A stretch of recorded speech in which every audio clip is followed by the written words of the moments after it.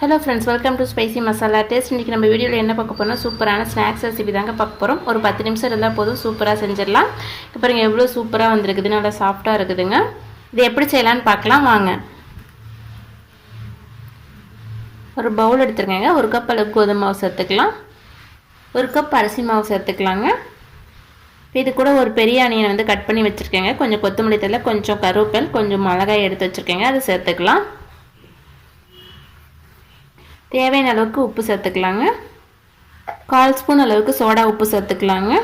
வந்து இது கலந்து விட்டுக்கலாம்.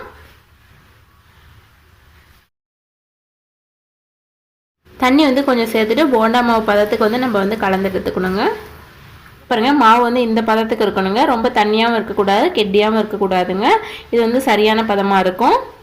இது ஒரு பக்கம் இருக்கட்டுங்க. அடுப்பு வச்சு கடாய் வச்சு எண்ணெய் ஊற்றிருக்கேங்க. எண்ணெய் சூடாகிடுச்சு. கரைச்சி வச்ச மாவு வந்து போண்டா மாதிரி ஊற்றிக்கலாங்க. ஒரு கரண்டி எடுத்துகிட்டு இந்த மாதிரி ஊற்றிக்கோங்க. கரண்டியில் வந்து இந்த மாதிரி எடுத்து ஊற்றுனீங்க சூப்பராக வருங்க. அடுப்பு வந்து மிதமான தீயில் வச்சு நல்லா வேக வச்சு எடுத்துக்கலாங்க. ஒன் சைடு வெந்துருச்சுங்க, திருப்பி விட்டுக்கலாம்.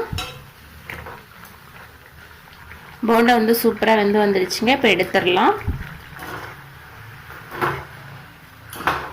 இங்கே பாருங்கள் எவ்வளோ சூப்பராக வந்திருக்குன்னு. இதேமாரி மீதி இருக்கிறதே சுட்டு எடுத்துக்கலாங்க. இங்கே பாருங்கள் எல்லாமே சுட்டு எடுத்தாச்சுங்க. ரொம்ப சூப்பராக வந்திருக்குது. இதேமாரி நீங்களே வீட்டில் டைப் பண்ணி பார்த்துட்டு உங்களோட ஃபீட்பேக் வந்து மறக்காமல் கமெண்ட் பண்ணுங்கள். உங்களோட சேனல் பிடிச்சிருந்தா சப்ஸ்கிரைப் பண்ணி பெல் ஐகானை கிளிக் பண்ணுங்கள். தேங்க்யூ, தேங்க்ஸ் ஃபார் வாட்சிங்.